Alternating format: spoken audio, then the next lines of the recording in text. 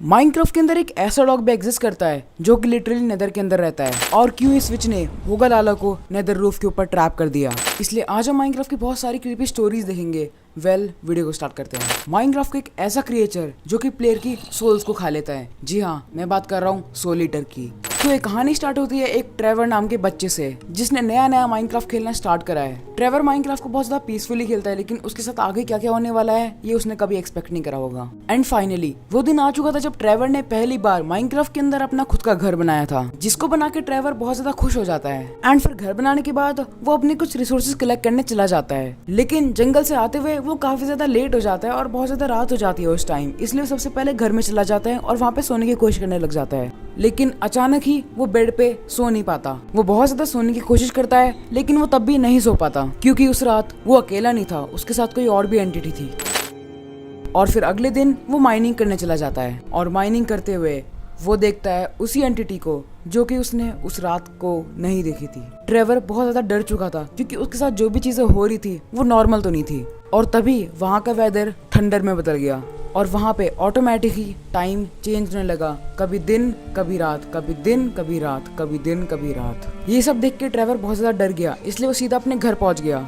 लेकिन जैसे ही वो अपने घर में पहुंचता है वहाँ पे बिल्कुल अंधेरा होता है, जिसको देख के ट्रेवर बहुत ज्यादा डर जाता है और वहाँ पे सबसे पहले टॉर्च लगा देता है। और फिर टॉर्च लगाते हुए वो तभी उस एंटिटी को देखता है। उस एंटिटी को देखने के बाद वो बहुत ज्यादा डर जाता है और सीधा अपने घर से बाहर निकल जाता है। लेकिन अब ट्रेवर उस एंटिटी से नहीं बच सकता क्योंकि वो वाली एंटिटी उससे पोजेस हो चुकी है। फिर ऑटोमेटिक उस एंटिटी ने ट्रेवर को अपने अंदर कब्जा कर लिया, मतलब उसकी सोल को खा लिया। इसलिए इस एंटिटी का नाम है सोल ईटर, होगा लाला। अगर आप लोग हिमलैंड्स की सीरीज को फॉलो करते हो तो आप लोगों ने इस एंटिटी का नाम तो सुना ही होगा, जो कि काफी ज्यादा खतरनाक है। लेकिन क्या आप लोग इसकी बैक स्टोरी के बारे में जानते हो? इसलिए आज मैं आपको इसकी बैक स्टोरी बताऊंगा। तो ये कहानी है होगा की, जो कि नॉर्मली एक विलेज के अंदर रहा करता था। वो इस पूरी दुनिया में अकेला था और उसे ये वाली विलेज भी बिल्कुल पसंद नहीं थी क्योंकि लोग कभी भी उससे बात करना नहीं चाहते थे। और विलेजर्स तो होगा को इस विलेज के अंदर रखना भी नहीं चाहते थे क्योंकि वो ब्लैक मैजिक में इंटरेस्ट करता था।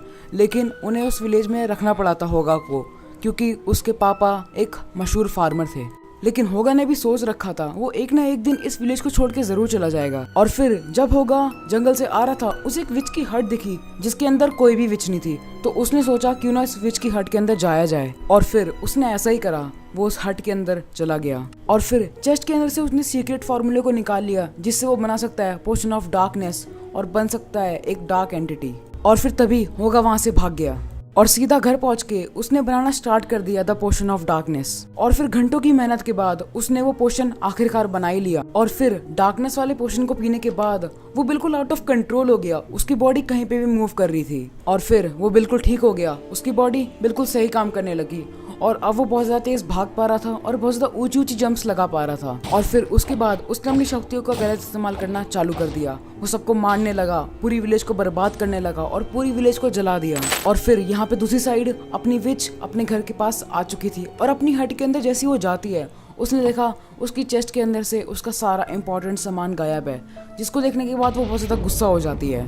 और फिर विच निकल जाती है पास वाली विलेज की तरफ क्योंकि उसे पता था जिसने भी यहाँ से कुछ भी चुराया होगा वो पास वाली विलेज में जरूर होगा। और जैसे ही वो विलेज पहुंचती है वहाँ पे सब कुछ बर्बाद हो चुका था, इसका मतलब यहाँ पे बहुत ज्यादा देर हो चुकी थी। और फिर विच अपनी मैजिकल पावर्स का यूज करना स्टार्ट कर देती है और वो पूरी कोशिश करती है कि जिसने भी वो पोशन ऑफ डार्कनेस बनाया है उसको वो ट्रैप कर पाए नेदर की रूफ के ऊपर। और फिर विच अपनी पावर्स का इस्तेमाल करने लग जाती है और वहाँ पे एक तरफ होगा एकदम से गायब हो जाता है और वो ट्रैप हो जाता है नेदर रूफ के ऊपर। और फिर होगा लाला बहुत ज्यादा कोशिश करता है लेकिन वो वहाँ से नहीं निकल पाता है। और कुछ लोगों का तो ये भी कहना है कि होगा वहाँ से एस्केप कर गया था 100 साल बाद और उसके बाद उसकी स्किन बिल्कुल ब्लैक पड़ चुकी थी क्योंकि नेदर के वहाँ पे बहुत ज्यादा गर्मी होती है और उसकी स्किन पूरी जल चुकी थी। तो ये अगली कहानी है हमारी स्टीवन के बारे में, जो कि माइनक्राफ्ट का बहुत ज्यादा पुराना प्लेयर है। स्टीवन हर काम में परफेक्ट था, चाहे वो एक वाटर बकेट एमएलजी हो या फिर रिवर को पार करना, वो भी बोट की मदद से। लेकिन एक बार स्टीवन अपने डॉग के साथ जंगल से आ रहा था और उसके सामने एक बहुत ज्यादा बड़ी सी रिवर आ जाती है। तो क्या वो उस रिवर को क्रॉस कर लेते हैं, लेकिन रिवर को क्रॉस करते ही उसकी डॉग की स्किन एकदम से चेंज हो जाती है। उसका डॉग पूरा ब्लड में लथपथ हो जाता है, जिसको देखने के बाद स्टीवन बहुत ज्यादा डर जाता है और फिर स्टीवन वहां से भाग जाता है। और फिर उसी डर से स्टीवन 2 दिनों तक जंगल नहीं जाता है, लेकिन तीसरे दिन वो अपनी कैट के साथ फिर से जंगल जाता है और फिर उसे वही रिवर क्रॉस करनी पड़ जाती है और जैसे वो रिवर क्रॉस करता है उसकी कैट के साथ भी यही सेम चीज़ हो जाती है। फिर स्टीवन अपनी कैट को मार के वहाँ से चला जाता है। सिचुएशन बहुत ज़्यादा खतरनाक हो चुकी थी, लेकिन स्टीवन को फिर से वहीं से जंगल से आना पड़ता है और अब की बार जब वो रिवर को देखता है पूरी रिवर के अंदर ब्लड पड़ा होता है। और जैसा स्टीवन के पेट के साथ हुआ शायद अब स्टीवन के साथ भी होने वाला था। और फिर स्टीवन हिम्मत करके उस रिवर के अंदर जंप कर देता है, लेकिन उसकी सबसे बड़ी गलती थी ये, क्योंकि जैसे वो रिवर के बाहर निकलता है वो एक डीमन के अंदर कन्वर्ट हो जाता है। और वो डीमन दिखने में होता है रेड और ब्लैक कलर का, इसलिए उस रिवर का नाम है ब्लड रिवर।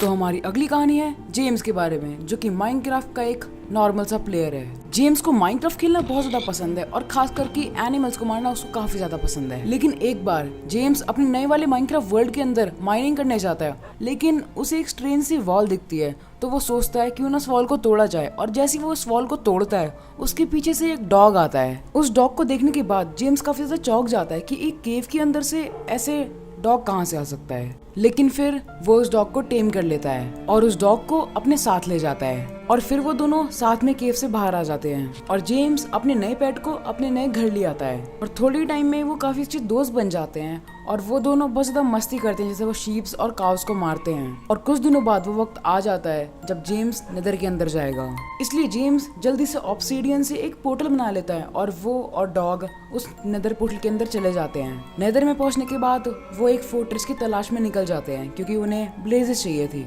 और फिर जेम्स डॉग को एक साइड में बिठा देता है और ब्लेजेस को मारने चला जाता है। लेकिन फिर कुछ ऐसा हो जाता है जो किसी ने भी एक्सपेक्ट नहीं करा था। वहाँ पे एक पिगलिन आ जाता है और वो पिगलिन उस वुल्फ को मार देता है, जिसको देखने के बाद जेम्स बहुत ज़्यादा सैड हो जाता है और फिर वो अपने घर चला जाता है। ऐसे ही करके बहुत ज़्यादा महीने बीत जाते हैं और फाइनली फिर से जेम्स उस फोर्ट्रेस जाता है।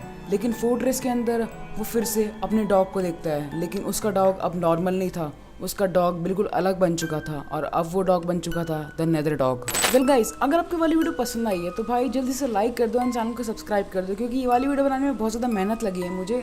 एंड आपकी फेवरेट स्टोरी कौन सी थी मुझे कमेंट सेक्शन में बताना। तो मैं मिलूंगा आपसे नेक्स्ट वीडियो में, तब तक के लिए गुड बाय।